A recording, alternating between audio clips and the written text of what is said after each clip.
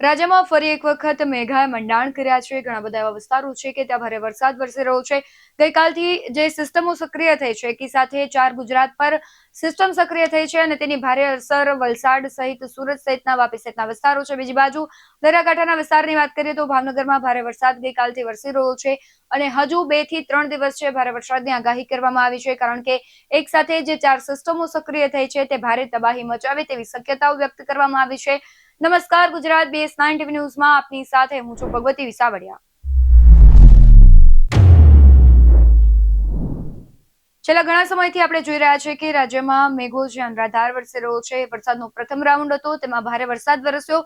ઘણા બધા એવા નદી નાળા હતા, છલકાયા હતા. ઘણા બધા એવા વિસ્તારો પણ હતા કે ત્યાં 100% વધારે વરસાદ 2 થી 3 દિવસમાં વરસી ચૂક્યો છે. પરંતુ હવે આગામી દિવસોમાં ખેડૂતોની મુશ્કેલી વધશે કે પછી ખેડૂતો માટે સારા સમાચાર છે, કારણ કે એકી સાથે 4 સિસ્ટમ સક્રિય થઈ છે અને આ ચારેય સિસ્ટમ સક્રિય થતા ઘણા બધા રાજ્યના એવા વિસ્તારો છે કે ત્યાં ભારે તેની અસર જોવા મળશે. ઘણા બધા એવા વિસ્તારો છે જ્યાં તબાહી જેવા દ્રશ્યો પણ સામે આવશે.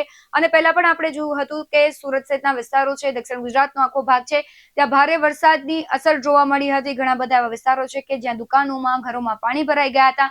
એટલે ફરી એક વખત એવા દ્રશ્યો સર્જાઈ શકે છે, કારણ કે 11 થી વધારે જિલ્લાઓ છે કે ત્યાં એલર્ટ આપવામાં આવ્યું છે. સાથે 3 થી વધારે એવા જિલ્લાઓ છે જ્યાં રેડ એલર્ટ આપવામાં આવ્યું છે. આપણે વિંડીના માધ્યમથી સમજવાનો પ્રયત્ન કરીએ કે ગુજરાતના કયા ભાગમાં આજે વરસાદ પડી શકે છે. તો આજની વાત કરીએ તો ગુજરાતના ખાસા એવા વિસ્તારો છે કે જો પહેલા તો અહીંયા જોઈએ કે અહીંયા સિસ્ટમ સક્રિય થઈ છે, એટલે મધ્ય ગુજરાતમાં જે સિસ્ટમ સક્રિય થઈ છે એટલે કે અમદાવાદ સહિતના ભાગો છે, સુરતના ભાગો છે, ત્યાં ભારે વરસાદ પડી શકે છે, કારણ કે આ સિસ્ટમની અસર ખાસી એવી સુરત સહિત, વડોદરા સહિત, અમદાવાદ સહિતના ભાગોમાં થવાની છે. બીજી બાજુ આપણે ગોધરામાં જોઈએ કે અહીંયા ભારે વરસાદ વરસી શકે છે અને અત્યારે સુરતમાં જોઈએ તો સુરતમાં ભારે વરસાદ વરસી જ રહ્યો છે. વાપી સહિતના, વલસાડ સહિતના ભાગો છે ત્યાં પણ ગઈકાલ રાતથી જ છે વરસાદ છે તબાહી મચાવી રહ્યો છે. આ બાજુ ભાવનગરનો વિસ્તાર છે ત્યાં પણ તેની અસર જોવા મળી રહી છે.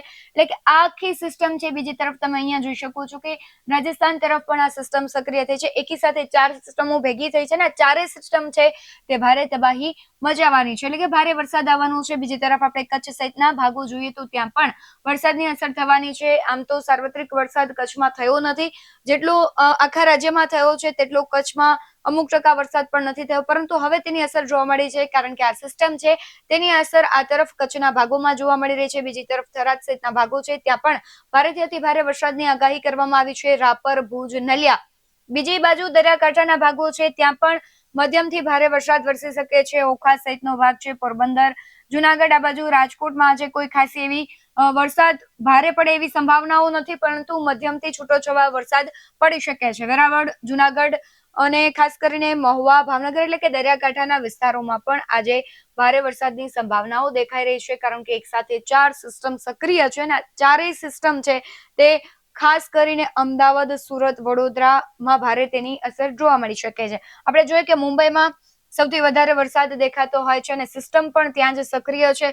તમે જુઓ કે આ કેટલી ભયાનક સિસ્ટમ છે અને આ સિસ્ટમ છે એ સક્રિય થતાની સાથે ઘણા બધા એવા વિસ્તારો છે કે તેને જળમગ્ન પણ કરી શકે છે. એટલા માટે મધ્ય ગુજરાત, દક્ષિણ ગુજરાતના ભાગો છે તેના માટે એલર્ટ આપવામાં આવ્યું છે. સુરતમાં સતત વરસાદ વરસી રહ્યો છે અને હજુ પણ 2 થી 3 દિવસ છે, 27 તારીખ સુધી લગભગ વરસાદી માહોલ રહેશે. પછી જો આપણે જોઈએ કે આવતીકાલે પણ અમદાવાદ સહિતના જે ભાગો છે ત્યાં સિસ્ટમ છે વધારે મજબૂત સ્વરૂપ ધારણ કરશે, એટલે કે અમદાવાદ, મહેસાણા બાજુ થરાદ, ગોધરાના ભાગો છે, વડોદરાના ભાગો છે, એટલે કે મધ્ય ગુજરાત અને દક્ષિણ ગુજરાતમાં ભારેથી અતિ ભારે વરસાદની સંભાવનાઓ આવતીકાલ માટે પણ છે. અને આ ચારે જે સિસ્ટમો છે સક્રિય થઈ છે તે ધીમે ધીમે આગળ વધી રહી છે. ધીમે ધીમે આગળ વધતા તે આવતીકાલે કચ્છના અમુક ભાગોમાં પણ તેનું રૌદ્ર સ્વરૂપ બતાવશે. એટલે આવતીકાલે સાંજ સુધીમાં કચ્છ તરફ છે ભારેથી અતિ ભારે વરસાદની આગાહી કરવામાં આવી છે, કારણ કે અમદાવાદ, મહેસાણા અને ગોધરામાં તેની તીવ્ર અસર જોવા મળશે. અને આવતીકાલે છે કચ્છના આપણે જે પણ પ્રમાણે વાત કરી હતી કે કચ્છમાં ઓછો વરસાદ પડ્યો હતો, તો આવતીકાલે ત્યાં ભારે વરસાદ પડી શકે છે, કારણ કે આ સિસ્ટમની અસર થવાથી ત્યાં વરસાદની સંભાવનાઓ છે. બીજી તરફ આપણે રાજકોટના અમુક ભાગો છે, સુરેન્દ્રનગર, જામનગર, મોરબી, ત્યાં પણ તેની અસર જોવા મળશે. એટલે આવતીકાલે સાર્વત્રિક ગુજરાતમાં ભારે વરસાદની સંભાવનાઓ છે. ઘણા બધા જિલ્લાઓ છે તેને રેડ એલર્ટ અને ઓરેન્જ એલર્ટ આપવામાં આવ્યું છે. ધીમે ધીમે આ સિસ્ટમ વધુ મજબૂત થશે અને આમ રાજસ્થાન તરફ ફંગોળાતી જોવા મળે છે અને ત્યારબાદ છે આવતીકાલે અને શનિવાર સુધીમાં જે સિસ્ટમો છે તેની અસર સમગ્ર રાજ્યમાં જોવા મળશે અને ત્યારબાદ એ સિસ્ટમ રાજસ્થાન તરફ જતી આપને જોવા મળે છે. એટલે કે હવેથી 2 થી 3 દિવસ છે ભારે વરસાદની પૂરેપૂરી સંભાવનાઓ છે.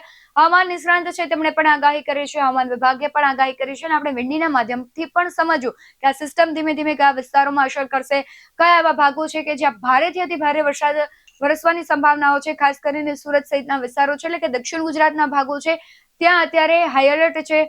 લોકોને પણ સાવચેત રહેવાની જરૂર છે અને મધ્ય ગુજરાતનો ભાગ છે, એટલે કે અમદાવાદ, વડોદરા સહિતનો વિસ્તાર છે, ત્યાં પણ વરસાદી સિસ્ટમ છે તેની ઘાતક અસર જોવા મળી શકે છે. એક બાજુ ખેડૂતો માટે સારા સમાચાર છે કે આ સિસ્ટમ સક્રિય થશે અને વરસાદ થશે તો તેમનો પાક છે તેને જીવન દાન નવું મળશે. અને આપણે જોયું કે ઘણી બધી વખત એવું પણ થતું હોય કે ભારે વરસાદને કારણે પણ ખેડૂતોને નુકસાન થતું હોય. એટલે બે સંભાવનાઓ છે કે જો વધારે ભારે વરસાદ પડે છે તો ખેડૂતોને નુકસાન જશે અને મધ્યમ વરસાદ પડે છે તો ખેડૂતો માટે સારા સમાચાર છે.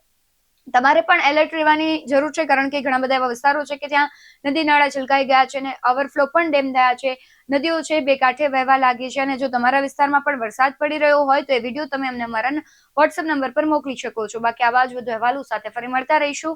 તમે અમારી યુટ્યુબ ચેનલને સબસ્ક્રાઇબ કરવાનું, અમને ફેસબુક અને ઇન્સ્ટાગ્રામ પર ફોલો કરવાનું ભૂલશો નહીં. બાકી અમને અપડેટ્સ મેળવવા માટે આપ જોતા રહો BS19 ન્યૂઝ. નમસ્કાર.